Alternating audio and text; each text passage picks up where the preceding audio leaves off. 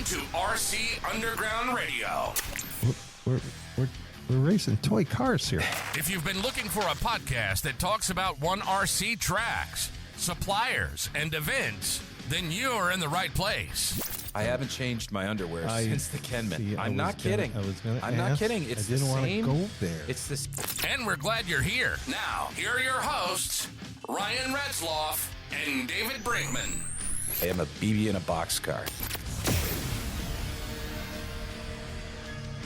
So, Ryan, we got another guest here on Above Ground. I'm a little excited about this one. Yeah, we've kind of kept it under wraps, but we've kind of teased it. Did some teasers out there. Yeah, just a bit. But hang on 1 minute before we get started. I gotta crack nice cold monster here. Yeah. Okay. But we've given so many hints. Good. If people haven't figured this out by now. Anyways, in all seriousness, no. If not for this next guest, I can safely say, being the owner of the RC Underground and somebody who races one RC cars, we may have never started this thing. No. It would not, for sure, not be as successful or as fun as it is. He's probably the most influential personality within the 1RC movement, someone who gives way more than he gets in return. For sure. And so, you know what? We could just keep going and going and going. But let's just bring him on the line. Let's do it. Ladies and gentlemen, we are so happy to bring on the line Matt, the Murf Dogg. Murphy. Dog, welcome to the show. Thanks, guys. Man, you guys give me goosebumps. Was it me opening the monster or just, all of the above. Yeah, I love them too, buddy. I love them too. You're into the flavors. I'm OG. I go with the original, but good stuff. I'm into the sugar free. Oh, That's nice. what I'm all about. All the ones with zero sugar. Good. So I got a family history of diabetes, pre-diabetes, stuff like that. So I just avoid it before I get there. That's smart. There right? you go. I'm with you, brother. I'm in that lane, unfortunately, too. So I'm working I at getting there. it. I'm working at getting there, fellas. He's probably there. He just hasn't You tested. keep drinking the OG, you're gonna get there. Yeah, he'll be in the club, right?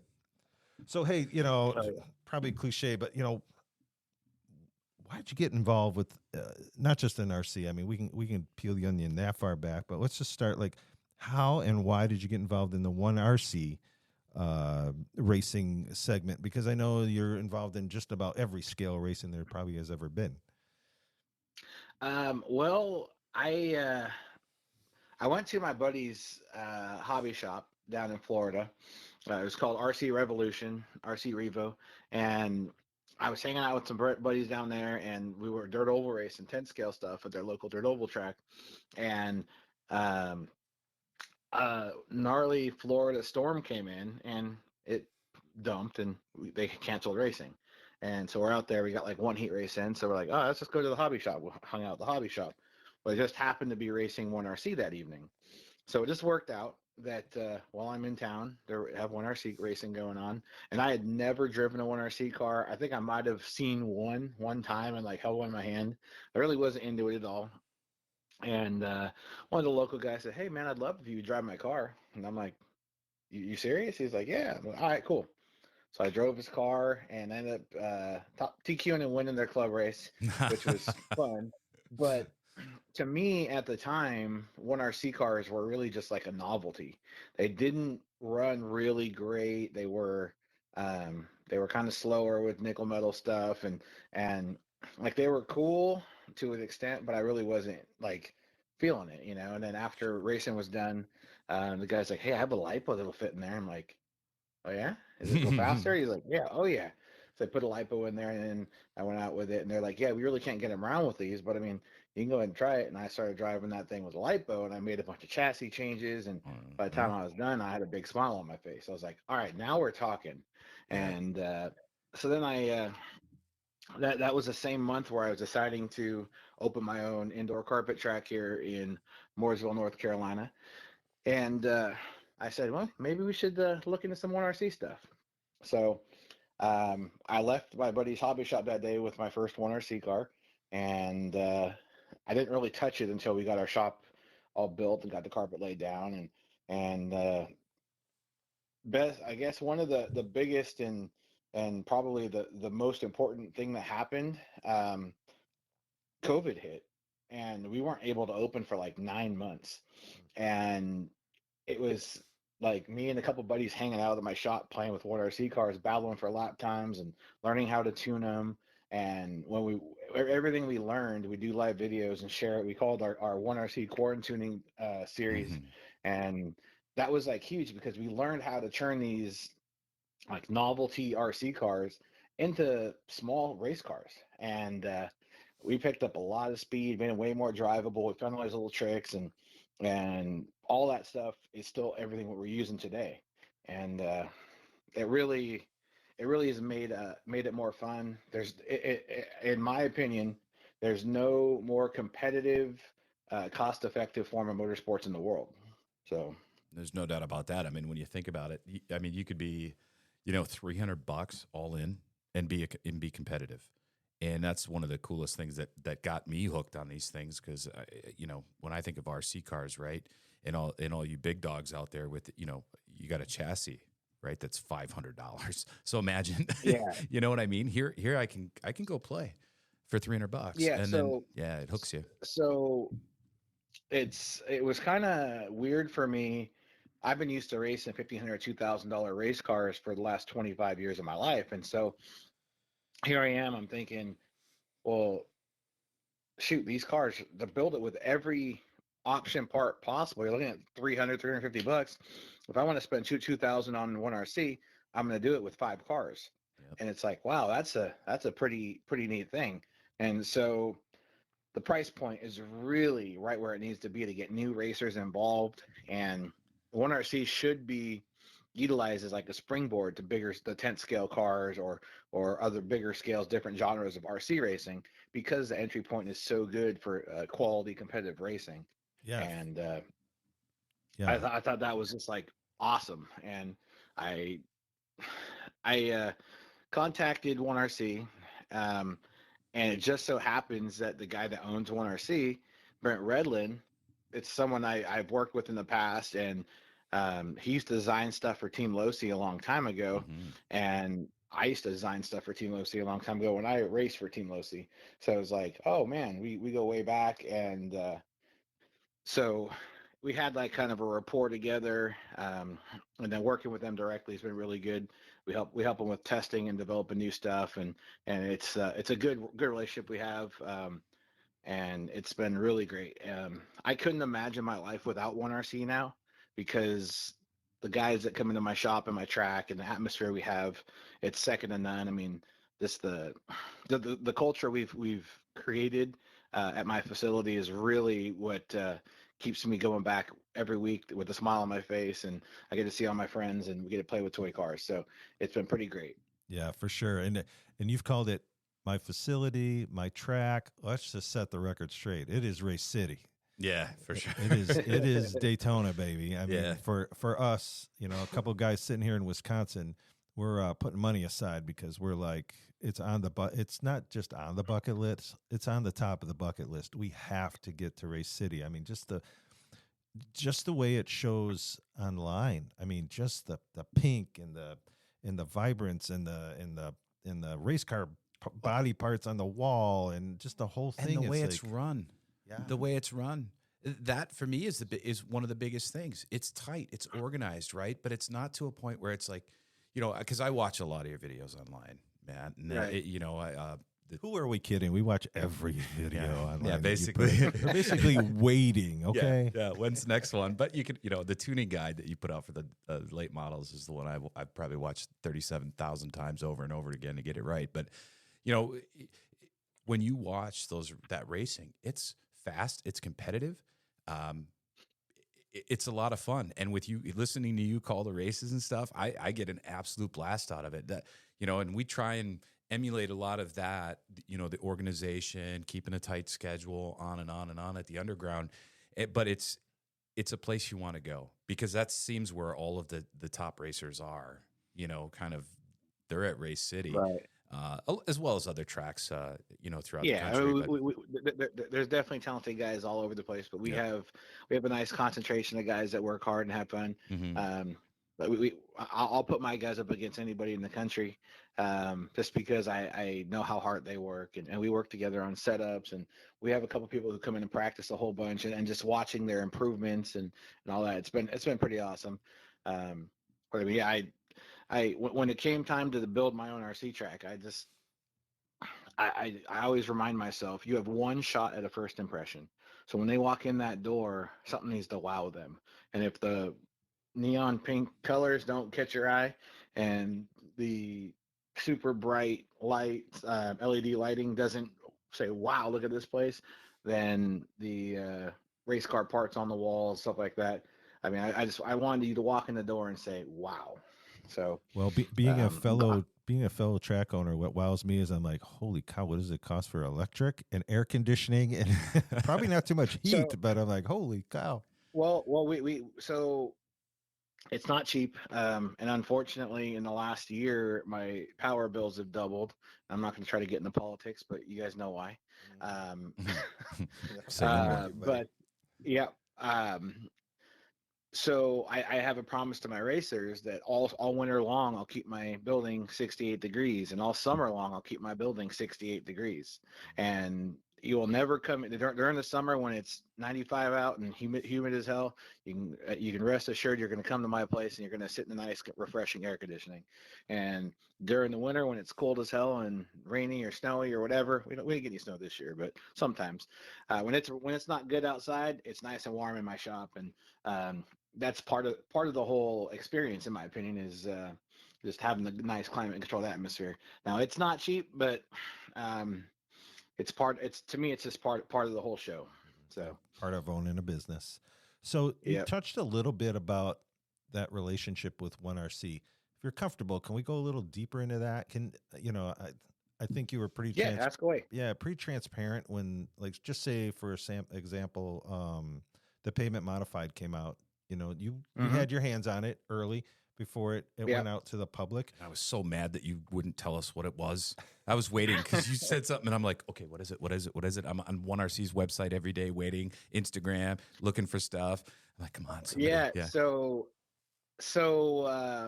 the starting with the late model, and then the dirt modified, and then the asphalt modified, all the four-wheel independent suspension car, or the independent front suspension cars. I did all I did a lot of the testing work and development work as far as track testing and giving input to 1RC on that stuff. The hard part is doing that in secrecy, because if anybody knows I'm at the shop any given day, even if we're not open, they know they can just swing by and hang out or whatever. And I don't tell nobody when I have something to test. I don't tell anybody I'm there.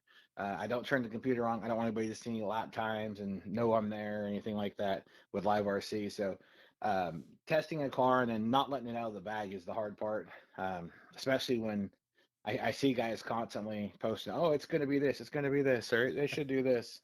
I have my opinions on what I'd like them to build and what I think they should build, but the honest part of that is, until I have a car in front of me to test, I don't know what the next project is going to be.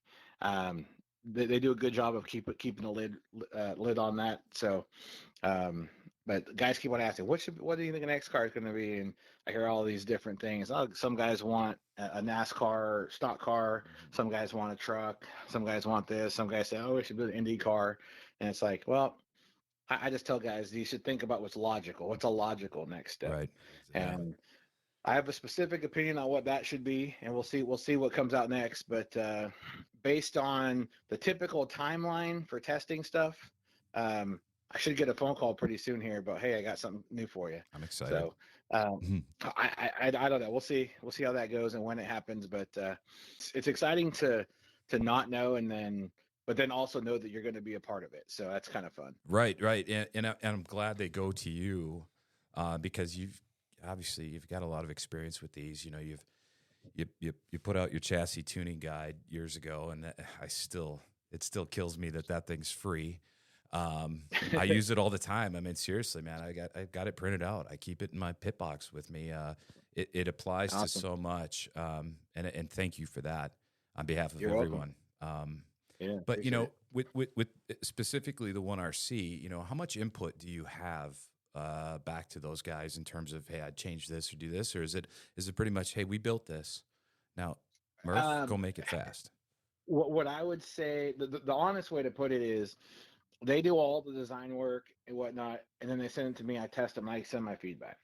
If I feel like something isn't good or something needs to go a certain direction, I'll definitely pass along that input. One thing that I'm proud of is that I really pushed them into putting a better servo in the late model modified and asphalt mod. That's got a metal gear servo in it, instead of the one that come in all the solid axle cars. And I told them, I said, just even if the cars cost $10 a piece more, having the better servo right from the get go makes the driving experience so much better. So that's one of the things I really pushed for. I guess one thing that's like really foreign to me when it comes to the development work and the testing is they want me to basically I have to tune on the car and drive the car out of the box and give feedback. Then I have to do some basic tuning with whatever's provided out of the box and give feedback. And then I'm asked to do a little more fine tuning using other WRC stuff. And then the next thing is they want me to do destructive testing, and that's the hardest thing for me to do after 26 years of racing, is purposely try to break a car. And like I sit there and cringe. I'll run 3 or 4 battery packs, full throttle hits into the wall at every different angle you can imagine, trying to break the cars in half. And I cringe every time I make contact, but I mean, that's what I'm asked to do. And the positive thing is, man, I haven't broke anything. So like sometimes when people break a lot of parts, I'm like, man, I don't know how you do that, because I know how much I put the cars through. Yeah.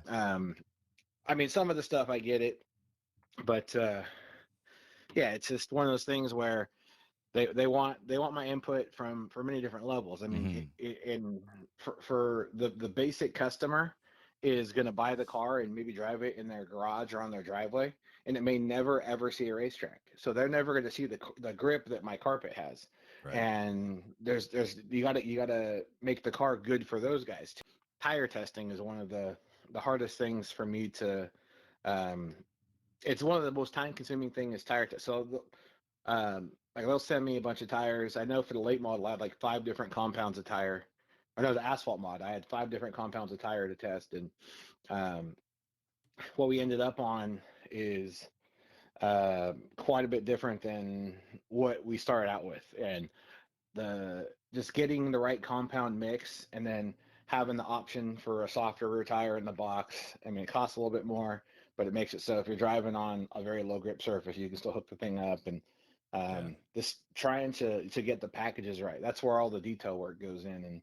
And it's been a fun ride. Just going through the shocks and doing my standard shock mod stuff really brings the car to life, helps the car make grip, and then going to the short springs all the way around on that car really brings it to life. Yeah, you get it nice and low, get that lower center of gravity in it, and you can get it to hook. And that's the funny thing. I see you mentioned tire prep. You know, at the underground, it was a game changer for us because we were running on a foam surface and it had absolutely none. And I think as that groove kind of wore in, you just require less and less prep.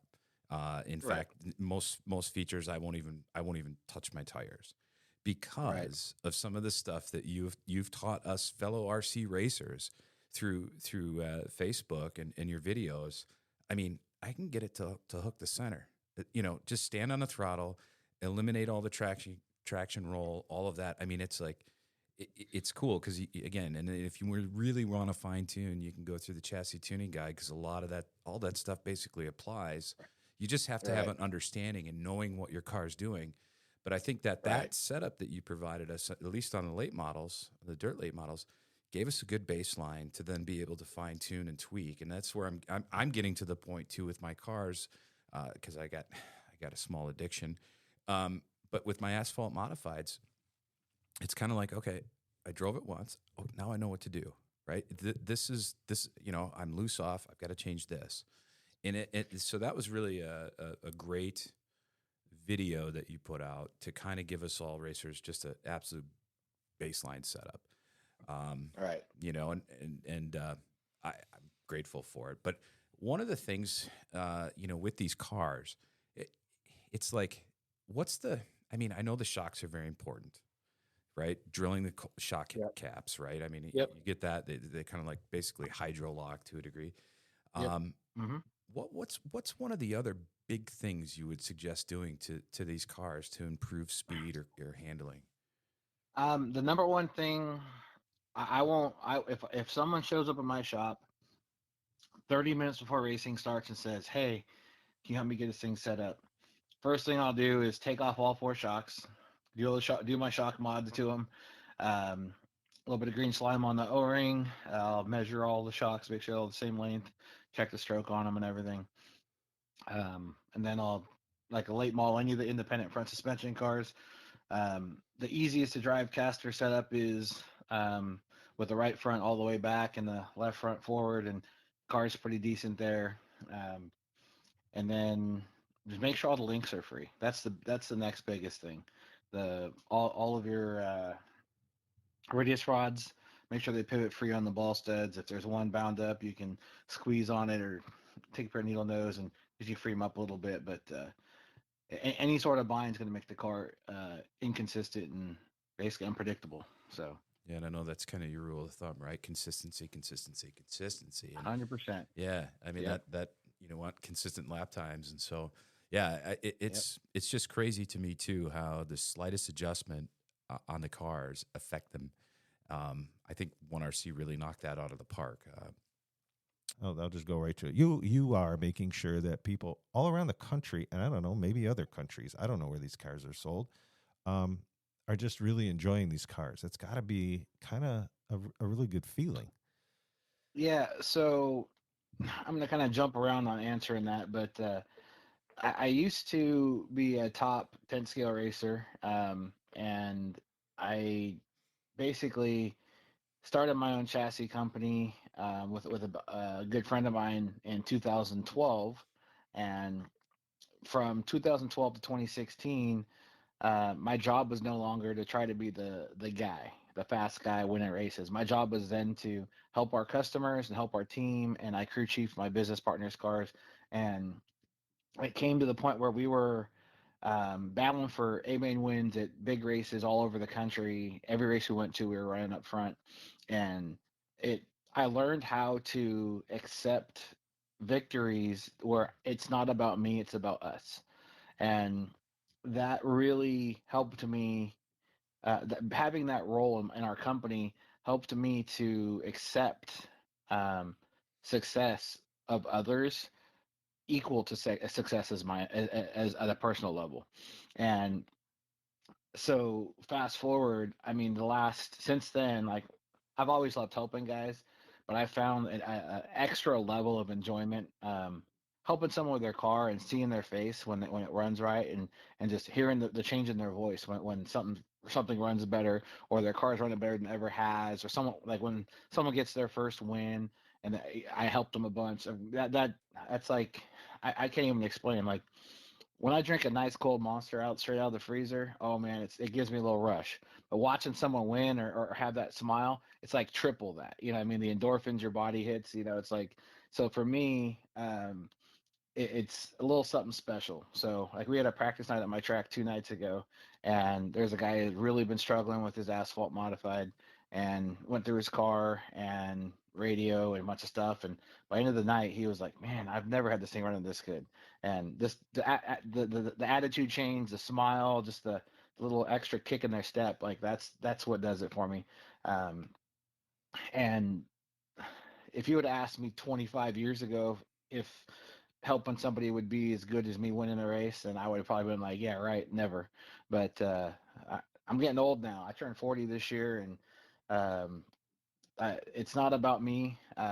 It hasn't been about me for a long time, but it's like I do my best when I race, and I want to win. I'm a competitive. I want to win just like anybody else, but I can find plenty of enjoyment in helping others win or helping others improve.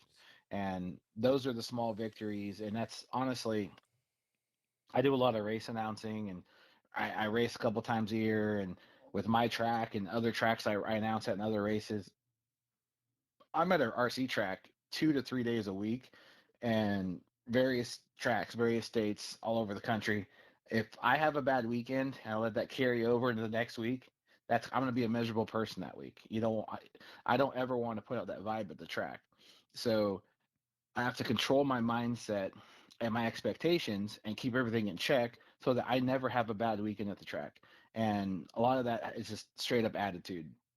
So winning no longer is the only thing, and like that's been gone for a long time from my mindset. And the more people I can help, the better. And the more people having fun in this industry, the better it is for me. I make a living selling RC products, so if I can help a guy have more fun, and then maybe when he needs to buy a product next time, be like, hey, that guy helped me out. Maybe I'll help him out, support his business. So Yeah, you said it best, Murph. I mean, it is, and I think it's as you become older, right, and you gain some wisdom, and you figure out what's more fulfilling in your life, and it really Right. is just helping others. And you know, you're right. I just can't say it enough. It kind of gave me goosebumps when you started going through it because it is about that friendship. You know, if you're going to work on somebody's car and help them out through a challenge they're having, because they're there for a reason, right? They want to have some fun. Well, if they're not having Yep. fun, they're not going to come back. So 100%. yeah, so that's very cool that you do that.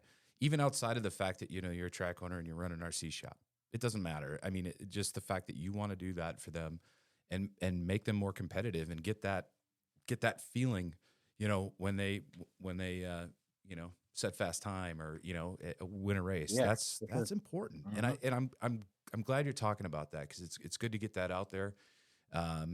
People that want to come to your track and race, myself included, because I'll probably need a lot of help. Yeah, well, the one of the things, like, I don't race at my track very often. Um, some nights if we don't have a big trout in the class, and there's a kid that helps me announce races named Collins Janis at my place. He's a fun guy on the microphone too. So if he's there and there's a class that he's not racing and we don't have a full field, I might toss my car down, start in the back of the feature or something like that. But I don't get a race very often. So at my place, my victories are when I can help someone have their best finish ever or stuff like that. That's typically about as good as it gets for me as far as racing. And honestly, I don't race near as much as I'd like to. Um, I think this year, as of January 1st, I think I was scheduled to announce 42 weekends of the year somewhere in America, and so that leaves me 10 weekends that I can go racing somewhere. And I Wow. just spent one of those weekends in Hawaii, so Yeah, yeah, so good for you. took the girlfriend to Hawaii for her birthday, Which and island did you stay on? we went to Maui for two Oh, days I and love then on Maui. Oahu for 5. Yeah, Maui's my favorite. Well, I hope you guys Yeah. had a blast. Um, Yeah, it was fun. We had a good time. It was my buddy Kurt. He races at my track every Monday with us. Him and his wife, they went with us. It was for their honeymoon actually, so it's pretty neat. that's awesome. So That's awesome. Hey, I'm I want glad to you I got to want to experience I that. want to touch on that relationship thing for a minute. So, I mean, our podcast is focused on one RC cars, right? So it Mhm. was a no-brainer that at some Mhm. point we had to have Murf Dogg on the show. Yeah. I mean, you are the synergy of it. But uh, truth be told, my son lives in Dallas, 4 hours from Okay. Tulsa, and Mhm. I had the trip pre-planned, didn't even realize, and then found out, like, oh my gosh, RC Chili Bowl is the weekend. Like, I'm gonna be at your house, Kyle. He's like, Right. yeah. I'm like, yeah, I'm flying into Dallas. You're picking me up, and we're driving straight to Tulsa. So we went there, and I'm being honest. It was fun to go in and see the midgets. The Chili Bowl. Right. We know Chase McDermott and the family, and so Yeah. we wanted Cool. to see them. But I'll be Yeah. honest, I That was that coming. that kid that kid's had an amazing year, by the way. Yeah, when Oof. that track rubbered up on Thursday night or Friday night, he Yeah. was he was unbelievable. But Yep. um, you know, I'm like, Murph is going to be there. I want to see this racing, and I honestly drove 4 hours to come see it because I'm like, here's my opportunity. I get to really see this dude, right? I'm gonna get to see him for him, and really glad I did. it was crazy. You were getting the car ready when I walked up, and you were like, "Hey, you know, I had my RC Underground shirt on, so you kind of, you know, spotted me and said, "Hey, how you doing?" We talked a little bit. And you said, "Hey, let me come around. Let me come around to your side, and we'll talk." And I was like, "Okay, cool." And then we're talking for like a good 5-10 minutes, and then you said, "Yeah, I'm like 5 races away from racing. You guys gonna hang out and watch me race?" And I was like, "Oh my gosh!" Like, he took some pretty valuable time to talk to me. That makes it even better. But above that, real quick, and this is where I was going with the relationship part. It made me think of it when you brought up that you went to Hawaii with your girlfriend. Is you took a night off of racing and took your girlfriend to the Chili Bowl because she had never been there before. And dude, like, okay, you write the book on RC setup. Like, you need to write the book on relationships, because that was a sweet move. That was cool. That was really something. Well, it was one of those situations where things just kind of worked out a certain way, and um, trying to stay grounded and keep a good attitude about everything is like, all right, I go to Chili. That was my 13th or 14th RC Chili Bowl. I've won that race plenty in my life. I don't need to worry about being the guy. I don't have to win it no more. I'm there to hang out with my friends and have a good week. And my girlfriend flew out, and it just so happened that my buddy from Arizona, James Rodriguez, him and his wife had tickets, and they had some stuff going on, and they couldn't use their tickets. And he's like, "Hey man, you want these tickets?" I'm like, "You serious, bro?" So he had some killer seats. He gave me some free tickets. I was like, you know what? This my mind's gonna be made up. I'm gonna take her over there, let her get the experience and check out, see what it's all about, you know. And she loves dirt track racing. Um, we go to a lot of dirt late model shows and some sprint car shows and stuff, like when Outlaws are around. And she we love dirt track racing. So So being in Tulsa, did she get pelted by marshmallows or no? we did no, we weren't top row rowdies. We weren't on the back straight. We were over in turn 4, in kind of like the VIP section over there. So it's a little quieter. Um, yeah, the top row rowdies are they're pretty nuts. I used to sit back there with them 10 years ago. So if you ever hear stories about me with the top row rowdies, they're probably true, but I won't admit to them. Yeah, so I'm like, I have to experience it, you know. So I was egging them on. Oh my gosh, they were raining down on me, Oh yeah, just oh getting yeah. me everywhere. But it was fun. A good group of people. So, Mm-hmm. like I said, I went to RC Chili Bowl, so got to spend a little time with you before the race. Well, then you were going to race, and I'm like, okay, now I'm gonna really see behind the scenes, right? And you were up on the driver's stand. A couple things that resonated with me was, people were definitely, and I'm not gonna say what night I was there, what heat race, or who was in it, because I really didn't know the guys other than you.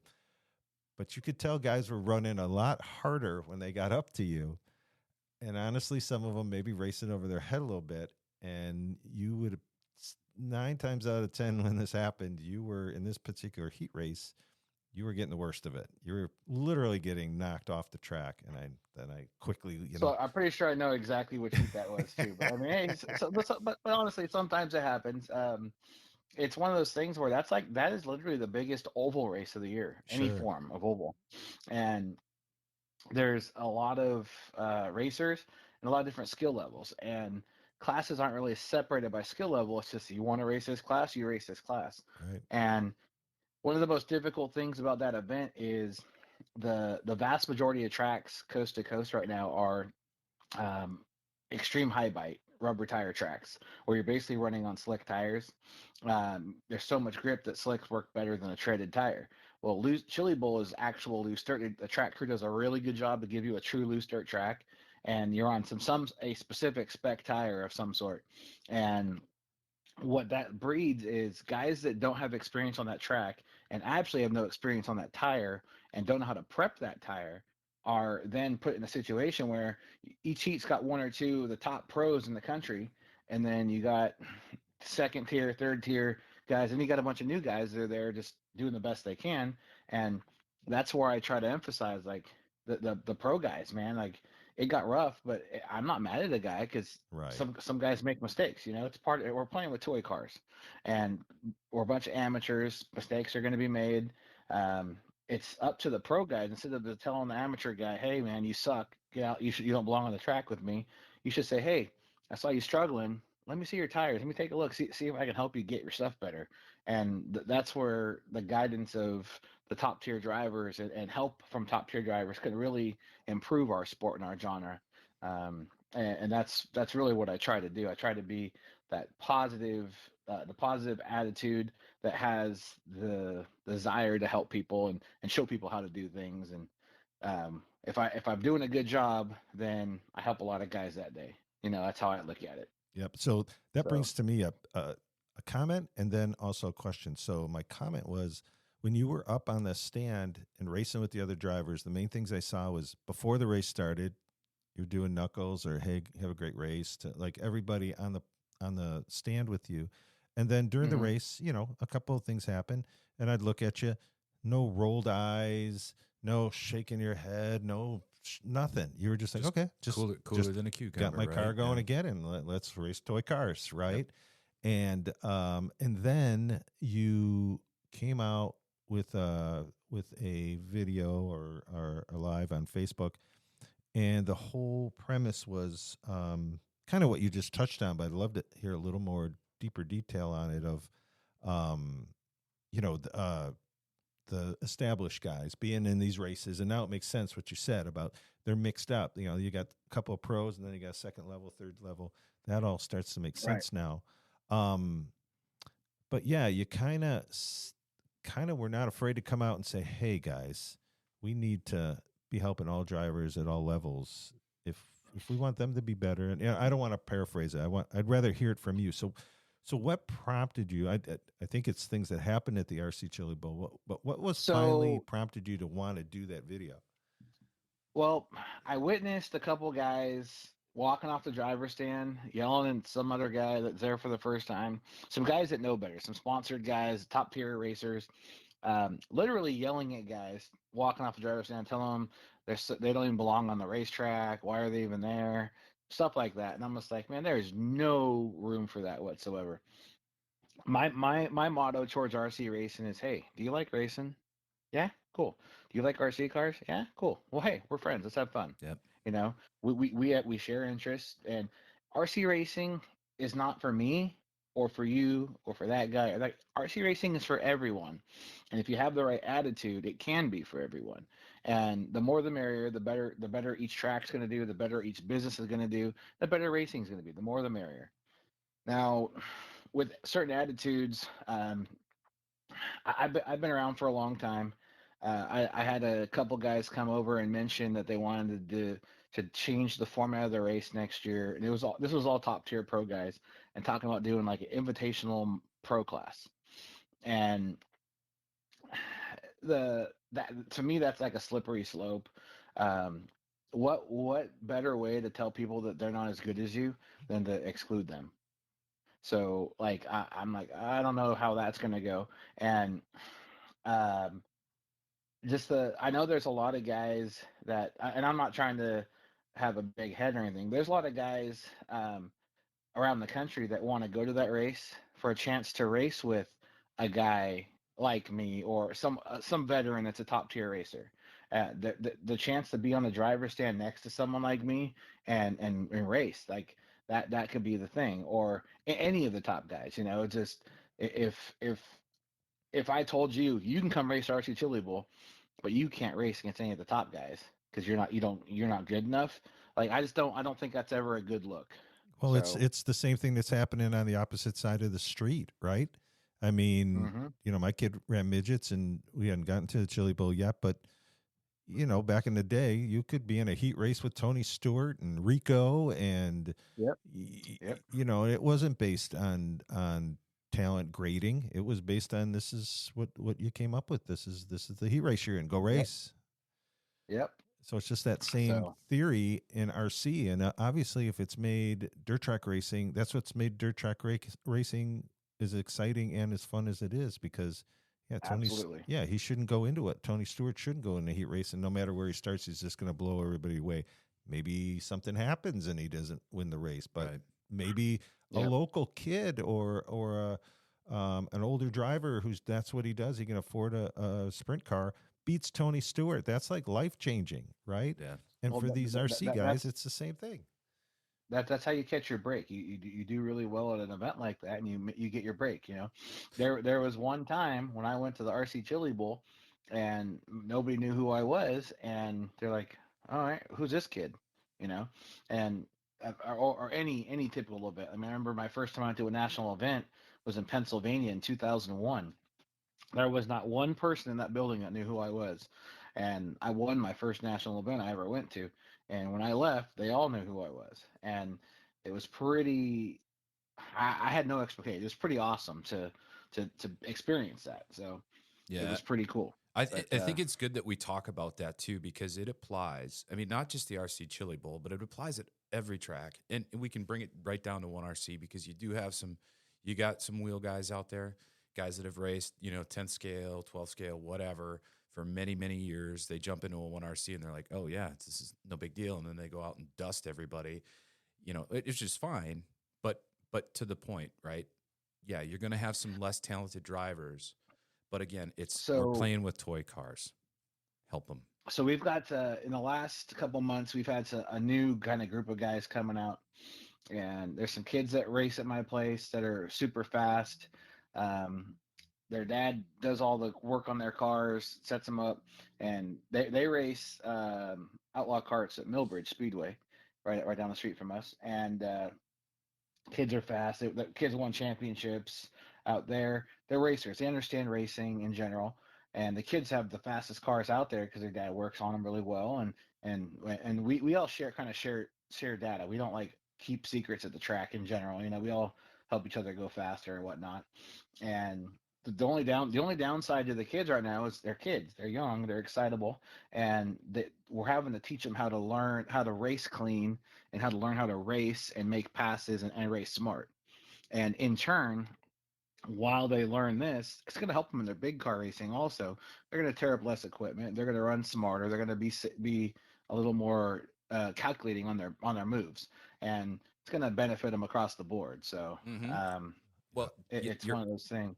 Yeah, you're absolutely right. And then they see that fellowship of other drivers helping other drivers, right? Being humble, being respectful of one another.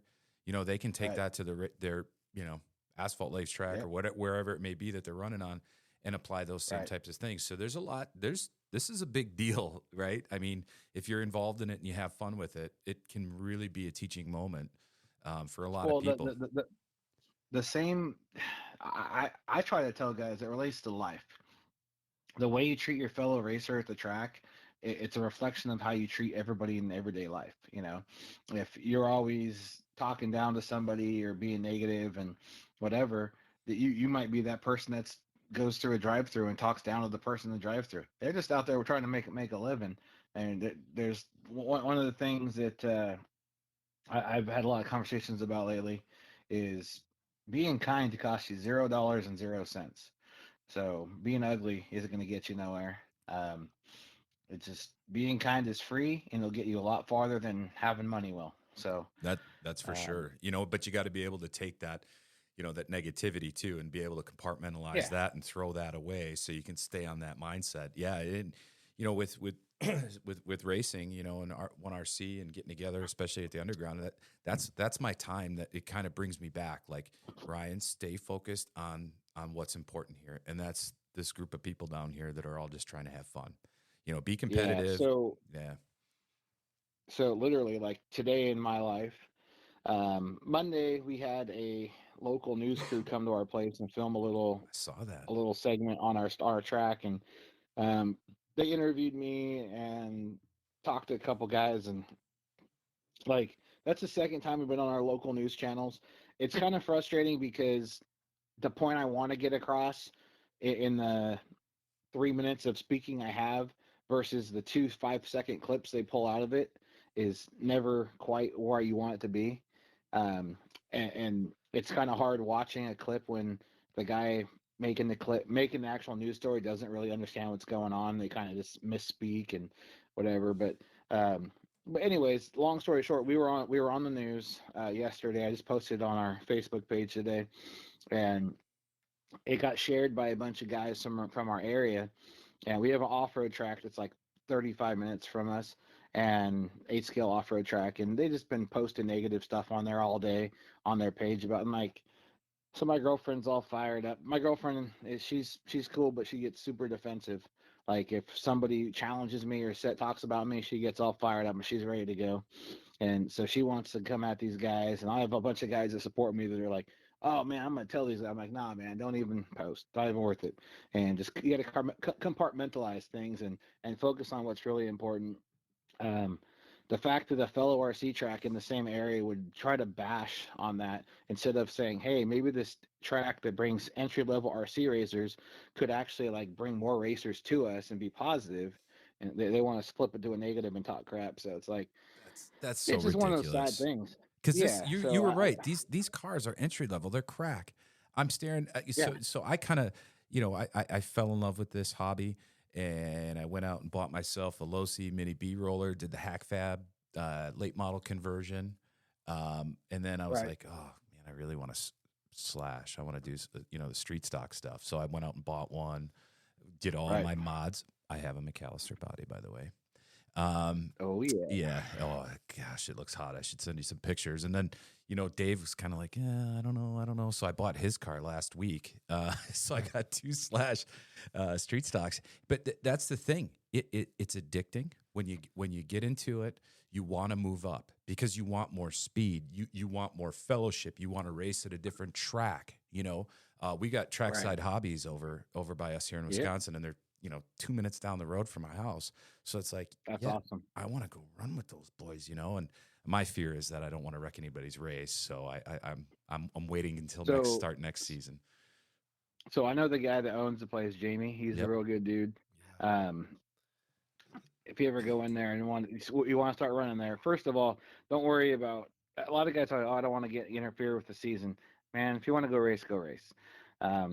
If someone's really that worried about a new guy coming in and whatever, then they're there for the wrong reasons. But I just say, if you're looking to get racing there, go see Jamie. He'll help you get squared away with whatever you need, and it's a good group of guys there. So yeah, they really are. Every time I've kind of stopped in to pick stuff up or whatever, they've been very, very helpful. And in fact, that's how they kind of got me, was like they had an off-road race going on, and I think it was the Team Associated off-road race, and he's like, "Hey, what are you here for?" And I'm like, "I'm kind of getting into this." He goes, "Let me show you around." And he just took me and he's showing me all these different cars, and I'm just like, "Oh, take my damn wallet."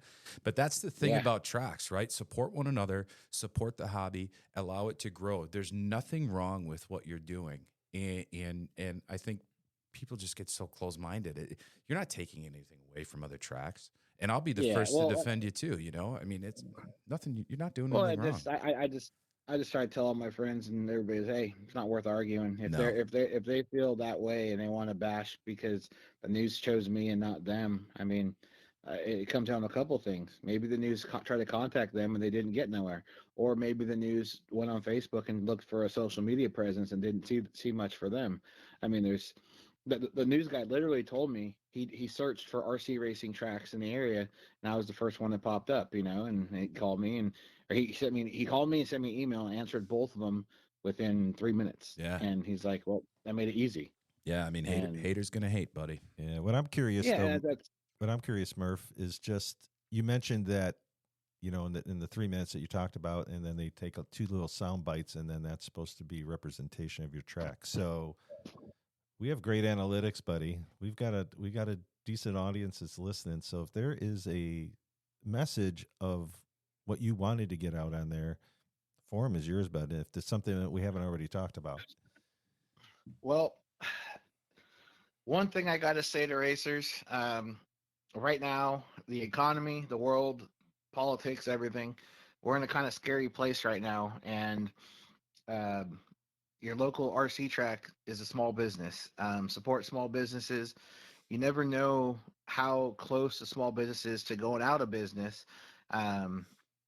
If you got that car sitting on the shelf that's ready to go, and head over your local track and race. And that entry fee might be what keeps that place in business for that next month. I know how tight it is right now. Trust me, it's tough. It's very tough right now. Inflation's been nuts.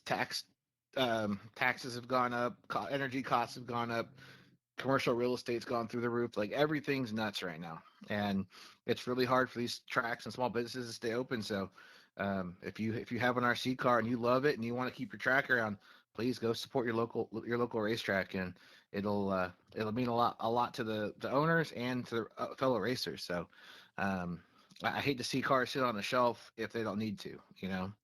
But Yeah, shelf queens I are never really, good. That's a good point.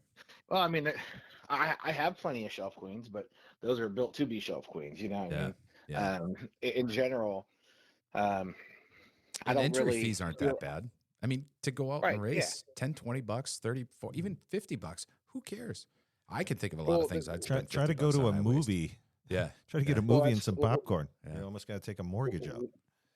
so. Anytime someone comes to my track and has a bad time, I say, "Hey, man, let's rethink this here." It's like instead of you coming here and being pissed off and having a bad day and leaving mad, why don't you take your girlfriend, your wife? Don't take your girlfriend and your wife because getting lots of trouble that way. But go to the movies. Yeah. Get popcorn and a Coke and go spend 50, 60 bucks that way, and you'll get yourself 2 hours of entertainment. Come to my track. We open at 4 o'clock and we race at 7. If you're there when I open my doors and you run 2 classes, you're looking at $30 entry fees, and there's 5 to 7 hours of entertainment. And for 20, 30 bucks, it's really about as good as you can do. So I mean, you got leather couches and everything over there, so that yeah. you comfy watching, you know. Oh yeah. Yeah, it's a fun hobby, buddy, and that's the thing, and that's a good message that you're putting out there is, you know, support the local business. You know, you're doing you're doing so much too. You're doing I can't imagine it, like you're you're like the busiest man in RC, at least from what I can tell, because of everything you've got going on. I mean, how many divisions do you actually run at Race City? Well, we used to run a lot of different other things. Like we used to run 10 scale road course that kind of faded out. We ran 10 scale oval race and that faded out. We ran 10 scale off road. I mean, basically all we run now is 1RC. But at our track, we have, I guess technically 8 or 9 classes. Depends if we have a rookie class that night. Monday nights we don't usually have a rookie class, but when we run Fridays or Saturdays, that's more of a family friendly night. Then we'll have a rookie class. But yeah, so we run EDM class. We run we call them UMP modified, it's a regular dirt modified. We have a midget class. We have 2 sprint car classes. We have 2 late model classes and 2 asphalt modified classes. So we have a bunch of classes there. I think you also said you get like 70 to 80 drivers a night. So the last 3 months we're averaging, I think, 68 on Monday nights. Those are like really healthy classes. I mean, that's like, you know, 10 cars a class. That's crazy. Yeah, it's been good. Like our biggest class is typically crate late model. We've had a couple C mains there. It's good. It's great to have the support and the turnout. I mean, we always have solid late models are. I always say late model is the best class because it's the easiest to drive, the easiest to get running good. They have wide tires, so the car is pretty forgiving.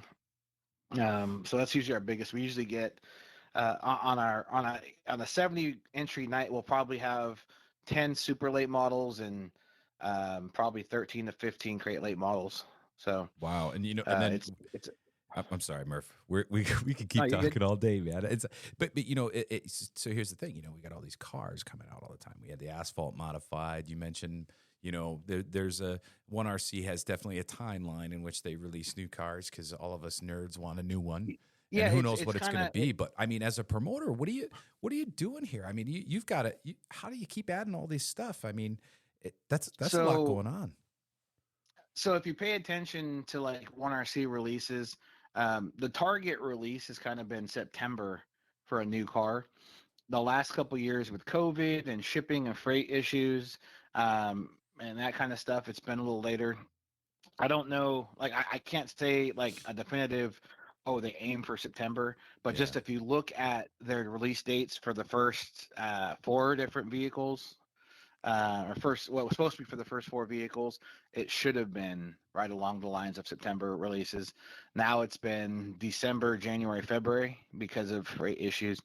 I guess the one thing about the timing is the like any RC car, when they basically get 6 cars per box, and you'll get probably 36 boxes per pallet. You're going to end up with half of a shipping container, full of 1RC stuff. Maybe even a full shipping container if you get enough stuff. I mean, I know they stay pretty busy and move a lot of stuff, but when you got that much stuff you're doing, it's coming across on a boat. And if you pay attention to what's going on in California with the ports and whatnot, it's kind of a nightmare out there, and they're actually working on more legislation to make it more of a nightmare. Yeah. But so I know there is several months delay on the last few cars as far as getting them released, and it's all been freight related. So yeah, and I think people are understanding of that. I know I was when RC was talking about the asphalt modified, and it's kind of like, hey guys, shipping, get it. We're all living that. We're all feeling that pain, unfortunately. Well, and a lot of guys may not know, but in order to try to get those cars released to the public, they paid extra to have the first batch air freighted in. Wow. And the cost for that is like almost triple. So, I mean, the profit margin that they see on the cars, they about cut it in half, if not even less profit margin, just to get them released so that the public can get them out there. I mean, from a manufacturer standpoint, it doesn't make sense to spend all this money to develop a car and then to sit on it because you can't get it out there, Yeah. So I get it. But as far as the classes and stuff, at our track, we were trying to run a stock class and a mod class for each style of car. It's tough when we know that 1RC is going to put out a new car pretty much once a year, approximately.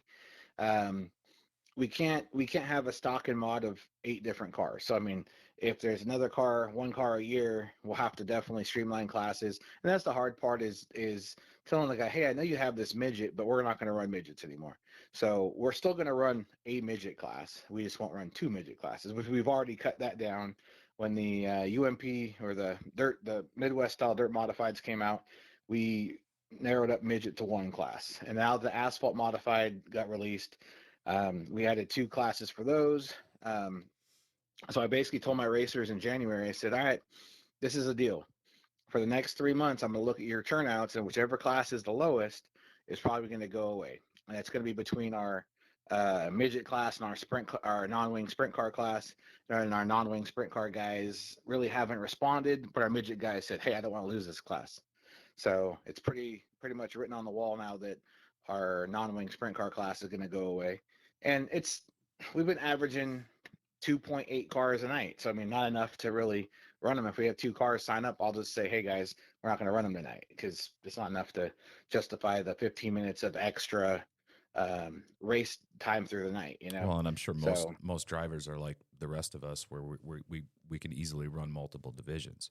So it's not like we're singling a guy out here, Yeah, especially with that, because they can just throw a wing on it. If they love to run the sprint, then throw a wing on it, right? Yeah. So we still run our wing sprint. So we're not going to run. So this year at our April Fool's race, we're not running the non-wing sprint car class. That's going away.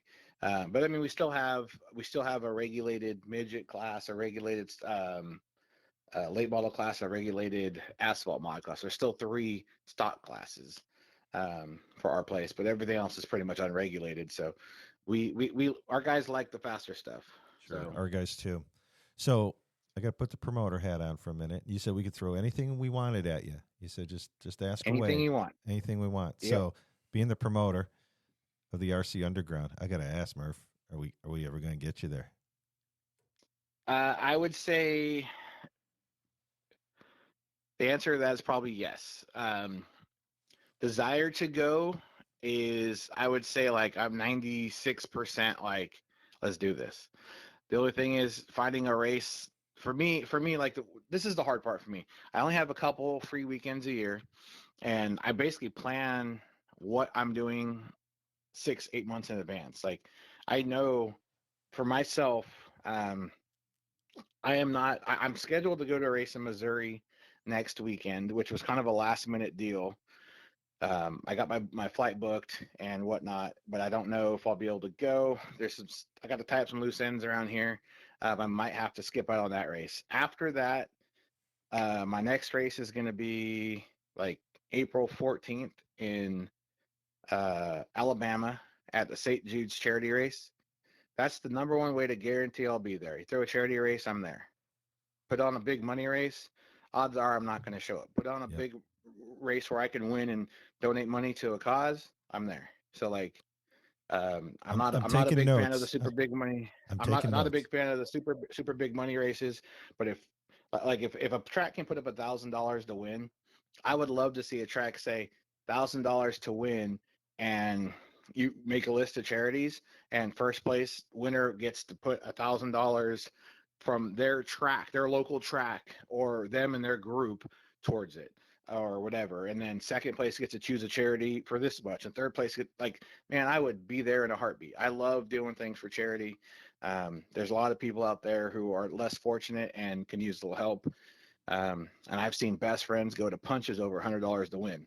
So I don't necessarily like money races. Unfortunately, a lot of tracks, their annual big race is a money race. So I mean, I will go to them, but you're a lot more likely to get me there for a big charity race. Yeah, for sure, for sure. So, oh goodness, I know we talked about this a little bit at RC Chili Bowl, so that's why I knew I could throw that one out there. And you said some very nice things about how you'd like to be there. So I listened that day too. So next year, so you're off the hook this year, buddy. We know you're super busy, but we're gonna honestly, I wouldn't say that it won't be this year, because I got a lot of guys that run at my place to say, hey man, when we going racing? Okay. So we only got races, after Saturday. We only got 2 left. We got one in April and we got one in May. I'll get you some info. But next year, I expanded that because I thought of a couple things. One, if you were to come to town, or some other drivers who have wanted to come into town, you honestly don't want to take a gamble coming to Milwaukee in January or February or even December. I mean, we get hit with nutty weather. I hear you. But so we're starting in September and we're going to stay all the way into May. So that beginning and ending races should be some pretty good weather for multiple reasons. Because, if you're going to come in, don't come in for a day. Don't come in for 2. Come in for a few. And trust me, we'll make it well worth your while. We'll go out and have some fun on top of having some fun racing RC cars. Yeah, for sure. Like if you can put on a race where it works schedule wise and I can make it, I'll try to bring 2 or 3 of my buds from my place. And I got some guys there's a couple guys at my place that I would bring that challenge me every time I run, let alone we'd go in there and try to lay it on your guys. So yeah, well, you just got to tell them, we're promoting it as America's fastest RC 5th mile. So, they at least got to get a shirt. They at least got to put it on their bucket list and say they were here. Yeah. There you go. So, you're just so darn busy, Murf. And, you've got obviously you've got your own hobby store, you've got your track, you're doing promotion, you're running other races throughout the country, but there's other stuff that you do too, right? I know you've been you got a lot of products too that you push or you promote and that you build. Yeah. So, I have a brand, Triple X Power Lab. We do motors and batteries for 10 scale stuff, ceramic bearing sets, stuff like that, bearing oils. And then I also, Talent in the Bottle Tire Prep is a company I own. I don't really tell the whole world. I don't advertise it like I own it, but a lot of guys have figured it out over the years. We don't advertise. We don't sponsor anybody. Everybody that buys it because they know it's the good stuff. We've won over 40 RC Chili Bowl A mains with our tire prep since we started. It's one of the most popular preps out there. And like I said, not because we're giving people product or anything like that. It's because people believe in it. So other than that, there's I don't know. I am busy, but I mean, I don't ever want people to think I'm too busy, because I do my best to answer questions anytime someone sends me a message or whatnot. I try to be available, and my girlfriend understands. She knows, like, we'll be at dinner and my phone will go off and she'll be like, she knows I make a living selling stuff. So, but by being the guy that answers the questions and answers the messages, guys have gained a loyalty and a rapport with me, and they know I'm not going to lie to them or give them bad information. So yeah, there's that's been good. So we're on that, I don't know. Right. I was just gonna say, as we're on that topic, why don't you let people know where they can get a hold and find out some stuff, like the website for Race City and any of those products, please, or phone numbers, Uh, to, whatever. to yeah, to be honest with you, I just do everything off Facebook right now. I had websites for all the stuff, and it was such a pain in the butt because I'm super low tech. That's one of the reasons I haven't got my podcast going and all that stuff is because I'm low tech and I don't have time right now to sit down and learn that stuff. I got some friends that want to help, but I've been so busy, haven't really had any opportunity to. We used to use our Facebook pages, Race City Speed Factory is my track. We sell 1RC batteries and regulators and stuff like that. And Talent in the Bottle, it's a Facebook page, and Triple X Power Labs also.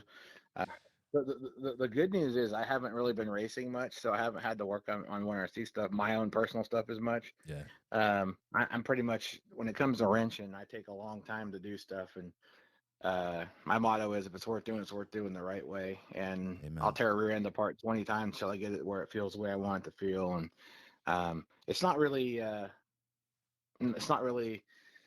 conducive to having a good life, but my cars work pretty good. So There's no question about that. I mean, we see it. So listen, Matt, we've taken a lot of your time, and we know for you it's family first, in your business. So we can't thank you enough on behalf of Dave and I and this podcast for you taking the time with us today, man. It's so cool. And, everything you see on, Facebook and all the stuff you post, you're just such a real guy. And the fact that you're willing to help other racers, you promote this hobby that we've got. We're just grateful for you. I know it's a little bit of fanboyish, buddy, but you got to know what you're doing for this hobby that we all have. And without you, we'd all be struggling a lot. So the fact that you've got all this knowledge and you're willing to share it, and racers that aren't racing 1RC, check out the Chassis Tuning Guide, Chassis Tuning 101 by Matt. I think you're up to what, 9 chapters now, or is it? I don't even know. Yeah, it's a lot. It's a lot, but it's a Yeah. fantastic read. Everybody print it out and put it in your pit box. A great reference tool, and grateful for that because you could have made quite a few bucks off of that thing. It doesn't matter what I ever accomplish as far as racing. I tell guys all the time, what matters at the races is not what happens on the racetrack. It's all the memories and the fun times in the pits. Yep. So no one's going to remember where you finished in that race, but everyone's going to remember that funny thing that happened in the pits. So I always told myself that it doesn't matter where I finish. What matters is who I am and what I left behind as far as helping guys. And all the years I spent trying to learn chassis setup and geometry and all that stuff and how and what to do when, if I die and don't share it with people, it's worthless. So I started writing that, and it was really just kind of a thing like meant to be somewhat of a legacy. If something happened to me, at least I could have shared my knowledge that I learned, Well, we're grateful for it. Yeah, and it's super flattering. Like every race I go to around the country, not one, not two, but 3 or 4 people come up and thank me for writing it. And man, it gives me goosebumps every time. And I try to be as real as possible and consistent and honest with everything. And I just want guys to know, man, just if you're ever in a bad mood, man, take a step back and think about it. Like as far as RC goes, if you're not spreading positivity, you're not spreading anything worth spreading. So try to keep your attitudes in check and do RC for the right reasons, and be positive, be that guy that adds something to your local race program, not the guy that's a cancer that takes something away from it, That's right. And what do you always say, right? We're just a bunch of guys, people playing with toy cars, So yep. Bunch of like-minded guys playing with toys. That's right. Sorry, I got it a little wrong, but I keep that in the back of my close head. enough. Close enough for man. horseshoes, I always say. This is not only has this been fun talking to you, getting this opportunity to kind of let people know about Murf Dogg, right? Matt Murphy, the guy. It's been a kind of a great lesson in character, and you've got great character. It comes through your passion for this hobby is very cool. And I'm glad that we're giving people another avenue to understand kind of you. So this has been a lot of fun for me. Again, we're all friends together because, like you said, right? Oh, you race, you dig RC too? Yeah, so we're friends. All right, Mr. Murf, we're going to let you go. We're sure you got a million things on your list to get done, and we just appreciate we were on that list. And, man, we could unpack a lot of stuff still. So hopefully down the road, either we can get you back on our podcast, or if you end up launching yours, man, we'll definitely be listening. And yeah, sounds good. Absolutely. Hey, man, anytime you need somebody, give me a holler. I mean, Thursdays are my empty day, so. Are they really, though? Give me a holler. Right? I mean, literally, yeah. Good. Yeah, I mean, good. Wednesday, Thursday, I don't usually, well, we our Speed Factory softball team isn't playing this spring, so my Thursdays are wide open. Nice. So. Okay, But, Murf, thanks yeah, again. so- Have a great night. We appreciate you being on the show. Thank you so much, buddy. All right, man. You guys take care.